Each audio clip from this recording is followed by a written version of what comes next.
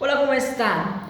El tema de exposición que nos tocó o que elegimos fue los genes, la evolución y nosotros. Esta exposición se va a basar en la charla TED de Alberto Corbin. Comenzamos la exposición con una de las frases que él dijo al principio de su charla. Bueno, él piensa que la biología es como la ciencia que se ocupa de las similitudes y las diferencias del mundo vivo. Bueno, vamos a hablar de uno de los ejemplos que él dio en esta charla TED. Estábamos hablando de tres plantas diferentes, los helechos, el pinos y las rosas. Son plantas vasculares pero que tienen diferencias. ¿Cuáles son esas diferencias? Vamos a apartarlas en dos grupos, las que tienen semillas y las que no. Los helechos no tienen semilla. El pino y la rosa sí la tienen. El pino las tiene desnudas, pero las semillas de las rosas están dentro de un ovario. Eso es la diferencia entre ellas dos. Bueno, otro ejemplo son de los invertebrados hidrodinámicos. Nos dan tres animales distintos también. Es el tiburón, el delfín y la orca. También los vamos a dividir en dos grupos. El tiburón tiene antepasados peces, por ende es un pez. Pero el delfín y la orca tienen antepasados mamíferos, por ende son mamíferos. ¿Cómo caracterizamos un mamífero? Porque un mamífero tiene pelo y produce leche. Los antepasados del delfín y la orca eran cuadrúpedos que vivían en la tierra y se parecían a las vacas. La adaptación de ser hidrodinámicos es secundaria. Esto reside en la molécula del ADN. Hay un sin embargo, que todas las características de las que hablamos antes son muy parecidas, pero no son genéticas, sino ambientales. Tienen que ver con sus identidades, sus indeficiencias, con sus virtudes, cosas que suceden, sus experiencias de la vida, estímulos que reciben en el intrauterino, etc. ¿Por qué? Por el fenotipo. ¿Qué es el fenotipo? El fenotipo es el genotipo más la suma del ambiente. Las situaciones varían a veces. ¿Por qué? Porque a veces predomina lo genético o a veces lo ambiental. El fenotipo es igual al aspecto, a la formología, a la fisiología y al comportamiento. Ahora, el genotipo es el ADN y el ambiente es eso mismo. Vamos a entrar un poco más en la estructura del ADN, que es una doble hélice. Y en esta tenemos letras químicas que se llaman bases que dan orden para que las células fabriquen proteína. La estructura de la célula fue descubierta en el año 1953. Desde allí se formó una revolución increíble en muchos campos, no solo en la ciencia, sino en la medicina, en la industria, en la sociedad. ¿Por qué? Por la información genética que contiene el ADN. Vamos a ver unos aspectos de esta revolución que se formó en la medicina, como los anticuerpos monoclonales, los animales transgénicos, las vacunas recombinantes, las terapias genéticas, farmacogenómicas, medicina personalizada, medicina forense, diagnóstico de enfermedades hereditarias, infecciones, cánceres, etc.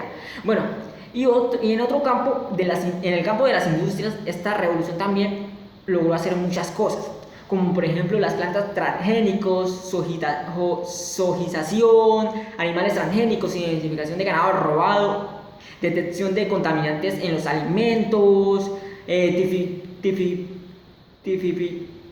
tipificación de semen de reproductores, producción de enzimas de uso industrial, etc. Bueno, entramos un poco más en la estructura del ADN. Comenzamos con la célula.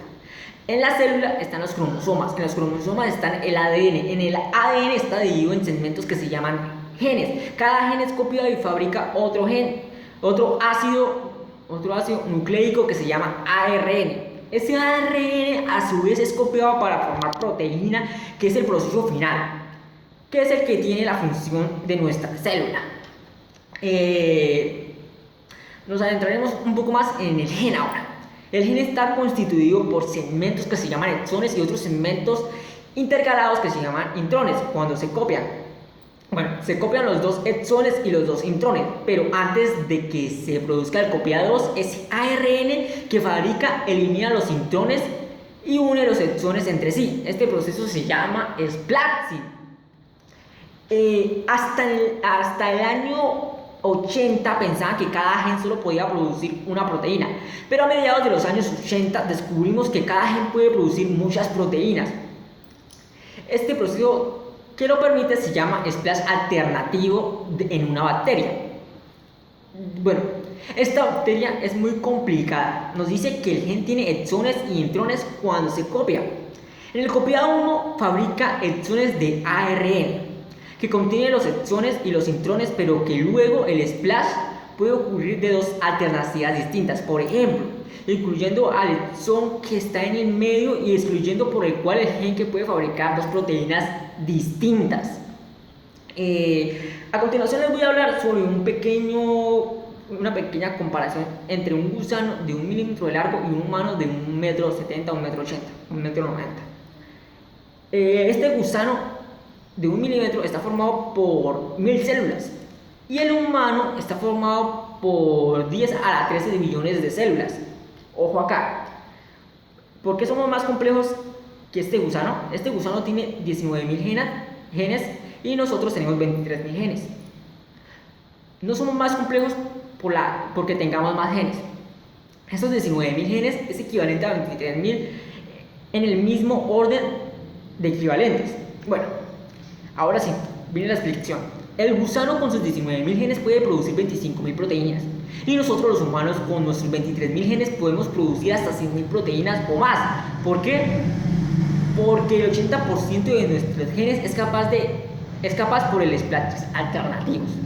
Bueno, es capaz de producir más proteína, o sea que nuestra gran complejidad tiene que ver por la gran cantidad de variantes de proteínas que podemos hacer los vertebrados. Digo los vertebrados porque nos estamos incluyendo todos ahí, desde aves y humanos, etc. Lo que ocurre es que nuestros genes pueden generar mucho más proteínas que los de este gusano. Por eso este gusano es microscopio y nosotros somos macroscopios. Bueno, ya dicho esto, pasamos al copiado. El copiado fue una de las partes más interesantes de esa charla. ¿Por qué? Porque si la enzima del copiado del gen fabrica el ARN es lento, esto da posibilidad que los intrones se eliminen uno a uno y que el resultado de un ARN que contenga todos los exones de uno de los variantes del splash alternativo para cada gen. Sin embargo, si el copiado es rápido, lo que ocurre es que se elimina un segmento que contiene un exón. Adentro no le da oportunidad a que cada intrón se elimine individualmente. Esto produce otra variante. Dicho esto, podemos decir que la velocidad del copiado determina en qué parte o en qué resultado es la variante de la proteína que produce este gen. Bueno, esta velocidad de copiado es muy limitada por la estructura que adoptó el gen en el ADN. El ADN no está desnudo, está asociado a la proteína formando lo que se conoce como cromatina. Esa cromatina está dentro del núcleo y puede estar relajada o más compacta. Listo, acá viene el detalle. Si está relajada, esta enzima que copia puede ser rápida. Si está compacta, la enzima que copia va a ser más lenta.